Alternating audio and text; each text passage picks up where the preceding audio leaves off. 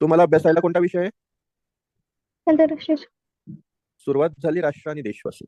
या दोघांमध्ये, यांच्यामध्ये आणि इतर देश, आंतरराष्ट्रीय संस्था, संघटनांमध्ये आंतरसंबंध निर्माण झाले, बरोबर? हो सर. हे आंतरसंबंध निर्माण होण्यासाठी काहीतरी कारण असतील की नाही? हो सर. संबंध कधी निर्माण होतात? काही कारणानेच होतात ना.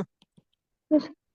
म्हणजे जर एक मुलगा आणि एक मुलगी यांचा विवाह ठरला, तर ते विवाह ठरण्यामागे काहीतरी पार्श्वभूमी असेल की नाही? हो सर. तो मुलगा आणि मुलगीचे विचार जरी जुळले असले तरी त्या दोघी परिवारांचे पण विचार जुळले पाहिजे, असं पण एक असतं की नाही? हो सर. ते विचार ज्या वेळेला पारिवारिक आणि वैयक्तिक पातळीवर जुळतात त्यावेळेला ते विवाह संबंध प्रस्थापित होतात. Yes or no? हो सर. आणि विवाह हा कोणता घटक आहे? हा सामाजिक घटक. कोणता घटक आहे? सामाजिक. कळत आहे? हो सर.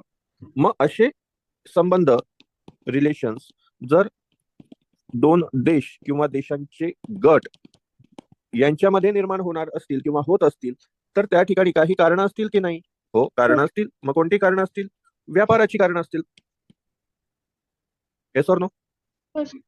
म्हणजे त्यांची वस्तू आणि सेवांची गरज ज्या देशाकडून पूर्ण होते त्यांच्याशी ते प्रस्थापित करत असतील संबंध, बरोबर की नाही? हो सर. सोबत सांस्कृतिक आणि ऐतिहासिक काही संबंध असतील, त्यातूनही दोन देश जवळ येतील की नाही? हो सर. किंवा येऊ शकतात की नाही? हो सर. सोबत आताच्या घडीला संरक्षण हा महत्वाचा मुद्दा आहे, म्हणजे डिफेन्स. एखाद्या देशाला वाटत असलं भूतान सारख्या की मला चीन पासून धोका आहे पण मी स्वतःच संरक्षण करण्यासाठी असमर्थ आहे, तर भूतान भारताशी मैत्री करून ठेवलेली भूतानने भूतकाळामध्ये. हे ऐतिहासिक संबंध आहे. ते सांस्कृतिक संबंध पण आहे भूतानसोबत. Yes or no? हो सर. पण या संबंधाचा संरक्षणासाठी भूतान वापर करत आलेला आहे किंवा वापर करतो आणि भारतही त्याला प्रतिसाद देतो सकारात्मक. कळालं? तसे सांस्कृतिक आणि ऐतिहासिक पार्श्वभूमी असेल, यातून या विविध कारणांच्या माध्यमातून काय तयार होतात? संबंध प्रस्थापित होतात. कळालं? हो सर.